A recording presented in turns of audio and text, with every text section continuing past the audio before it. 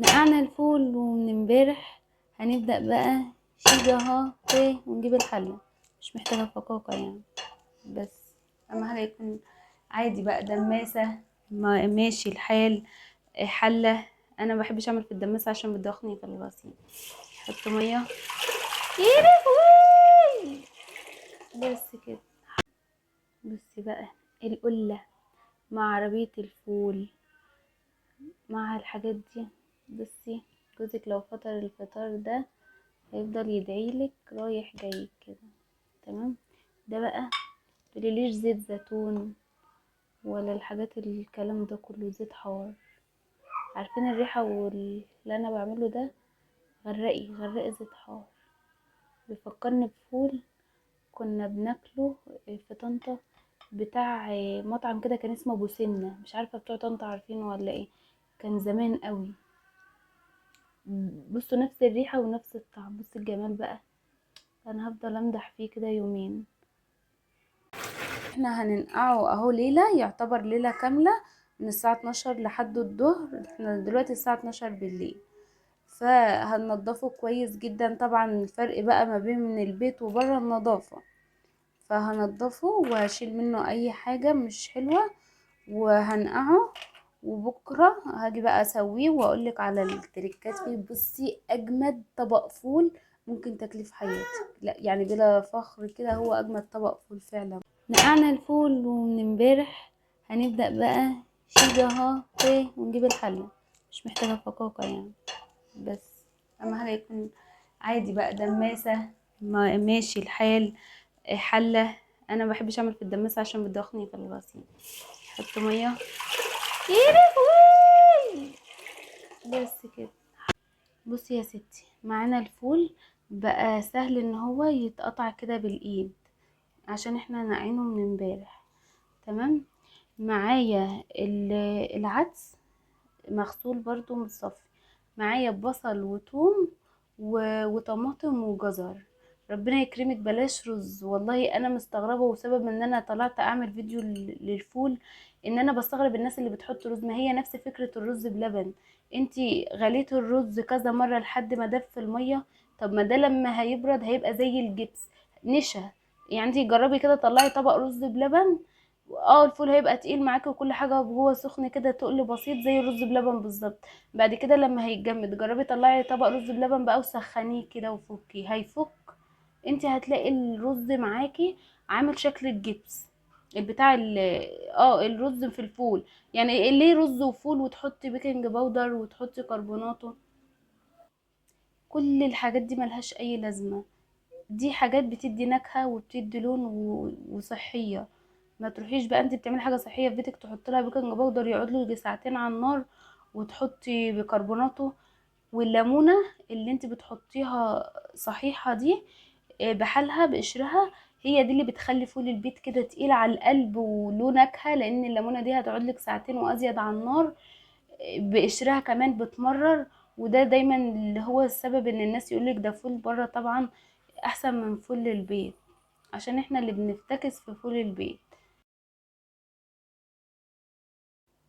عاوزه اقولك على حاجه. لو انتي هتاكلي الفول ده صحيح كده، اللي هي الحبايه كامله، ومش من الناس اللي هي بتفرمه يعني. الحاجات دي هتتعمل مبشوره بالمبشره عشان تدوب معاكي الفول على ما يستوى. هتكون هي دابت خالص فمش هتلاقيها في قلب الفول. لكن انا بفرمه بالهاند بلندر او بالخلاط بعد ما بيستوي. فعادي ان انا اقطعها كبيرة، وممكن تقطعيها اكبر من كده كمان. هي كده كده هتستوى مع الفول. ولو حاجة منها باينة انا كده كده بفرمها. تمام.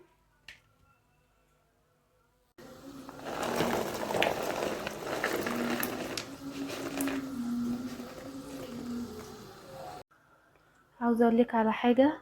لو انتي هتعملي لو الفول خلينا نفترض ان هو ما استواش معاكي، واللي هو بقى عنيد قوي يعني ومش راضي يستوي. آه انتي هتيجي تزودي ميه سخنه. ما تزوديش ميه. ما تزوديش ميه بارده، عشان دي اللي بتخليه يسمر معاكي. تمام. اهم حاجة هو دلوقتي انا عشان لسه بحط المكونات، هسيبه ياخد غلوة، يعني يغلي جامد كده، وبعد كده النار هتكون اقل من الشمعة. انا هحط كل الحاجات دي بس، وهغطيه، ولا اي مكونات تانية ولا اي حاجة. والله ده كتر خير الدنيا ان احنا حطينا الحاجات دي. في المطاعم ما بيحطولكش اي حاجة من الحاجات دي.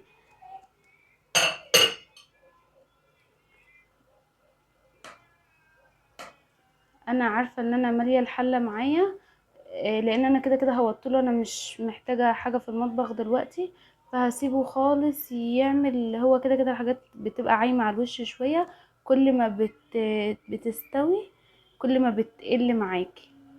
تمام. لان انا الدماسة عندي صغيرة، والحلل الكبيرة تيفال. انا بحب اعمل اي حاجة لولادي تكون صحية، فبحب استخدم الستانلس ده. مش بحب ان انا استخدم لهم التيفال ويقعد وقت طويل قوي على النار، ويبقى فيه تفاعل بقى وحاجات من دي. لا، انا بحب ارجع كده لايام زمان وتكون الحاجة صحية اكتر. الستانلس بيبقى صحي عن الالمونيا وعن البروسلين والتيفال والحاجات دي. بس هو لو احتاج ميه معايا، بس انا عارفه ان هو مش هيحتاج لان انا هدي النار قوي.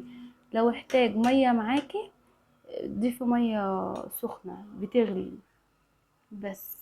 هرجع لكم تاني بقى وهوضبهولك زي بتاع العربيات بالظبط. نسيت اقولك، وانت موطياله غطيه جامد، يعني غطيه قوي.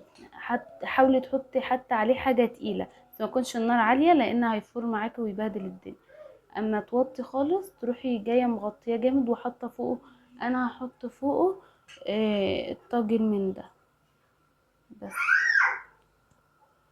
بصي بقى، بصي اللون، ولا كربوناتو، ولا بيكنج باودر، ولا حاجات تضر صحتنا، ولا رز.